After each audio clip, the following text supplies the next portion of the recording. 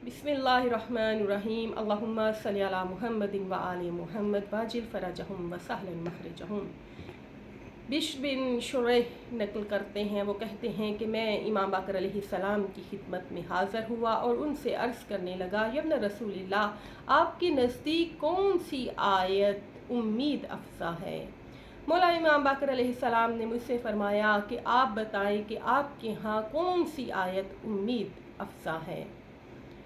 बिश्र कहते हैं कि मैंने अर्ज़ की कि यब्न रसूलिल्लाह, हमारे नज़दीक ला तक़नतून मिन रहमतिल्लाह, अल्लाह की रहमत से नाउम्मीद मत होना। जिस आयत में परवरदिगार फरमा रहा है कि ए मेरे बंदो, अगर तुम अपने नफूस पे, अपने नफ्सों पे जुल्म कर रो तो मेरी रहमत से नाउम्मीद मत होना।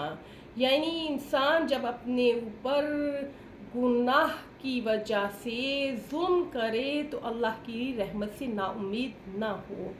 तो आका व मौला इमाम बाकर अलैहिस्सलाम ने मुझसे फ़रमाया कि लेकिन हम अहले बैत के नज़दीक ये आयत उम्मीद अफ़ज़ा नहीं है। मैंने अर्ज़ की कि यब्न रसूलिल्लाह, आपके नज़दीक कौन सी आयत उम्मीद अफ़ज़ा है। तो मौला इमाम बाकर अलैहिस्सलाम ने मुझसे फ़रमाया कि हम अहले बैत के नज़दीक जो कुरान की आयत उम्मीद अफ़ज़ा है वो आयत है कि जिसमें अल्लाह अपने हबीब से फरमा रहा है, वला सौफ़ा युअतिका रब्बुका फ़तरज़ा, ए मेरे हबीब, तेरा रब तुझे इतना अता करेगा कि तुम उससे राज़ी हो जाओगे, तुम राज़ी हो जाओगे, खुश हो जाओगे, खुशनूद हो जाओगे।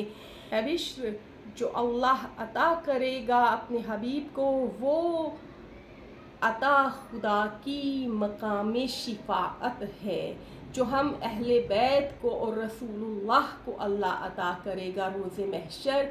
वो इंसानों को बख्शिश का मकाम है कि जो इंसानों को हम अहले बैत खुदा की बारगाह में बख्शवाने का ज़रिया बनेंगे, शफाअत का सबब बनेंगे। परवरदिगार आलम से दुआ है कि इमाम बाकर अलैहिस्सलाम के जो आले मोहम्मद है, उनके सदक़े मौला हम सबको हकीकी मायनों में मुहिब्बान अहले बैत में शामिल फरमाए। अल्लाहुम्मा सल्ली अला मुहम्मदिन व आले मुहम्मद वाजिल फरजहुम।